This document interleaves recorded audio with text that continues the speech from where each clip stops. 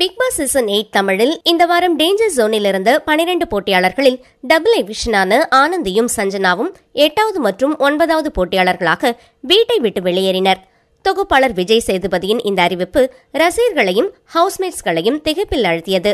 கருத்து கணிப்பு கணித்தபடி ஆனந்தி 4.42% வாக்குகளாலும் சஜனா 3.31% வாக்குகளும் பெற்று பார்வையாளர்களின் ஆதரவை பெற முடியாமல் வெளியேறினர்.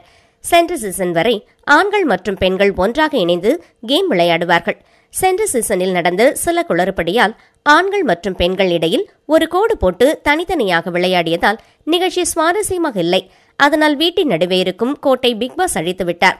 பிக்பாஸ் வீட்டில் 66 நாட்கள் இருந்ததற்காக ஒரு நாளைக்கு 25,000 ரூபாய் சம்பளமாக பெற்று 15 லட்சம் ரூபாயுடன் வெளியேறினார் ஆனந்தி.